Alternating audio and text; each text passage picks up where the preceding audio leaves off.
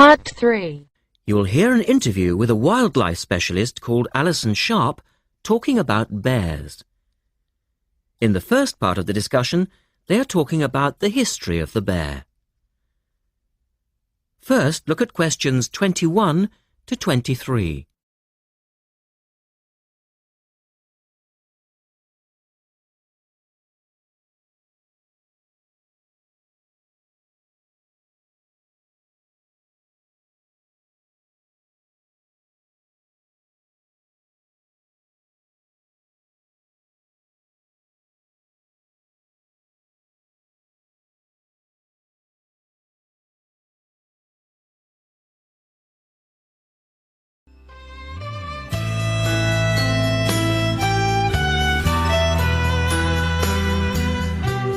Alison Sharp has spent much of her life researching bears, and in particular, bears in danger of extinction. She is the author of a recent book on bears, and we welcome her to the studio today. Thank you. Delighted to be here. First of all, can you give us a quick overview of the history of the bear family? Well, the bears we know today actually have as their ancestors bears which have been evolving for some 40 million years. We have fossils of the earliest true bear, and it's important to emphasize this because some creatures are called bears but are not. Such as koalas, for instance. Yes, exactly.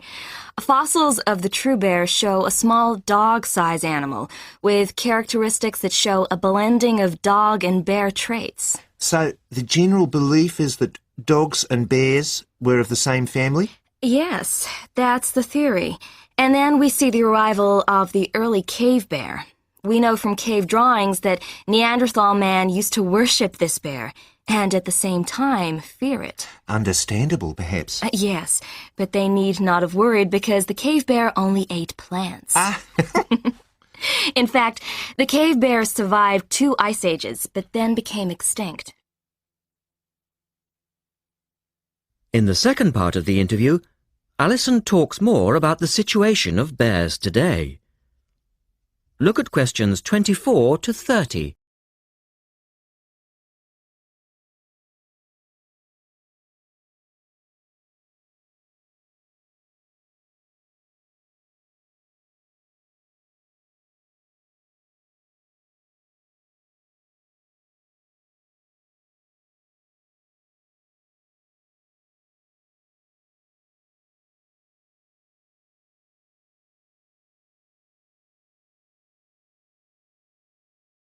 So, how many bears can we find today?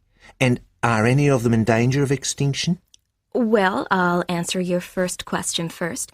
There are 8 species of bear in all, among them the American black bear and the brown bear, from which evolved the newest species of bear, the polar bear. So, how old is the polar bear?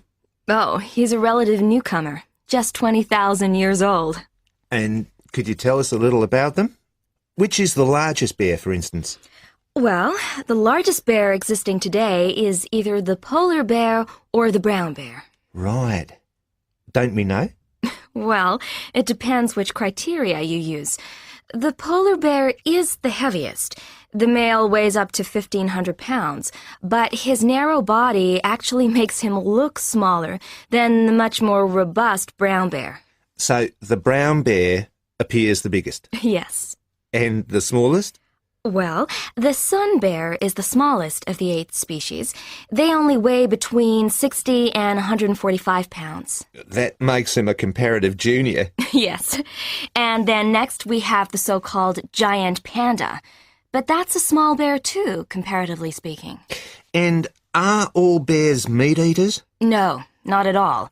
In fact, the giant panda is almost entirely herbivorous, living on a diet of 30 types of bamboo. Ah, yes, of course. Pandas are famous for that. And another interesting bear is the sloth bear, which eats insects, particularly termites.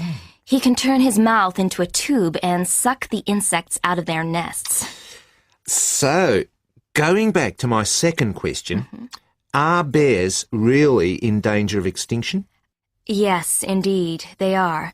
The sun bear in particular, as they've been hunted almost out of existence. And the habitat of the panda is also being reduced on a daily basis. Can anything be done to reduce the threat to these endangered species? I know, for instance, that it's very hard to breed bears in captivity. Yes. Well, I think that by raising people's awareness generally, we can reduce conflict between humans and animals, to stop the slaughter in parts of the world where bears are still hunted, supposedly in self-defense or to protect livestock, but often quite unnecessarily. And we can also encourage governments to preserve the natural environment of the bear, rather than allow the areas where they live to be systematically destroyed in the name of progress. Yes, of course. And in addition to these global efforts, all profits from the sale of my book will go toward the United Nations Bear Protection Program. That's wonderful. And with the news coming up, thank you for your time, Alison, and best of luck with the book. Thank you very much. That is the end of part 3. You now have half a minute to check your answers. If you enjoy this content, please like and subscribe. After subscribing, please leave a comment below saying subscribed, and we will respond as soon as possible. By subscribing, you're supporting our mission to help others achieve their IELTS goals. Thank you so much for your support.